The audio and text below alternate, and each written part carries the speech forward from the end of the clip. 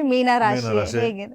ಹಾ. ವಿಶ್ವಾವಸು ನಾಮ ಸಂವತ್ಸರ ಮೀನರಾಶಿಯಲ್ಲೇ ಪ್ರಾರಂಭ ಆಗ್ತಾ ಇರೋದ್ರಿಂದ ಮೀನರಾಶಿಯವ್ರಿಗೆ ಖಂಡಿತವಾಗಿ ಶುಭ ಆಗುತ್ತೆ.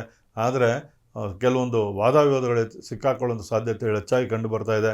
ಅದರಲ್ಲಿ ಬಹಳ ಪ್ರಮುಖವಾಗಿ ಸ್ತ್ರೀಯರು, ಅವರಿಗೆ ಸಹೋದರಿ ಸಂಬಂಧಪಟ್ಟದಲ್ಲಿರ್ಬೋದು, ಹಾಗೆ ಕುಟುಂಬ ವಿಚಾರದಲ್ಲಿರ್ಬೋದು, ಅವ್ರು ಏನು ಹೇಳದೇ ಇದ್ರು ನಾನು ಹೇಳಿದೆ ಅಂತೇಳಿ ಒಂದು ತಪ್ಪು ಅವ್ರ ಮೇಲೆ ಹೊರಿಸುವಂಥ ಸಾಧ್ಯತೆಗಳು ಮೀನರಾಶಿಯವರು ಕಂಡು ಬರ್ತಾ ಇದೆ. ಮೀನರಾಶಿಯವರು ಈ ವರ್ಷ ಪೂರ್ತಿ ಪ್ರಯಾಣದಲ್ಲಿ ಸಾಕಷ್ಟು ಜಾಗರೂಕತೆಯಿಂದ ಇರಬೇಕಾಗತ್ತೆ.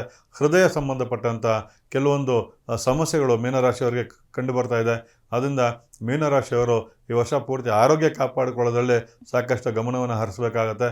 ಮೀನರಾಶಿಯಲ್ಲಿ ಹುಟ್ಟಿರುವಂಥ ಈ ಒಂದು ಕ್ರೀಡಾಪಟುಗಳಿಗೆ ಸಾಕಷ್ಟು ಶುಭ ಫಲಗಳು ಕಂಡು ಬರ್ತಾ ಇದೆ.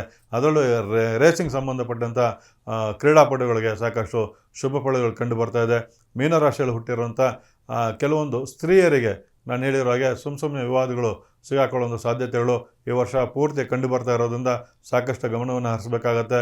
ಹಾಗೆ ಕುಟುಂಬ ಸಂಬಂಧಪಟ್ಟಂಥ ಭೂಮಿ ವಿವಾದಗಳಲ್ಲಿ ಇದ್ದಂಥ ಕೆಲವು ತೊಂದರೆಗಳು ಈ ವರ್ಷ ಮೀನರಾಶಿಯವರಿಗೆ ಅದೆಲ್ಲ ತೊಂದರೆಗಳು ನೀಗಿ ಭೂಮಿ ಲಾಭ ಆಗುವಂಥ ಸಾಧ್ಯತೆಗಳು ಮೀನರಾಶಿಯವರಿಗೆ ಕಂಡು ಬರ್ತಾ ಇರೋದ್ರಿಂದ ಮೀನರಾಶಿಯಲ್ಲಿ ಹುಟ್ಟಿರುವಂಥವ್ರು ಈ ವರ್ಷ ಪೂರ್ತಿ ಸೂರ್ಯದೇವನ ಆರಾಧನೆಯನ್ನು ಮಾಡಿ ಖಂಡಿತವಾಗಿ ನಿಮಗೆ ಶುಭ ಆಗುತ್ತೆ. ಗ್ಯಾರಂಟಿ ನ್ಯೂಸ್, ಸುದ್ದಿ ಖಚಿತ, ನ್ಯಾಯ ನಿಶ್ಚಿತ.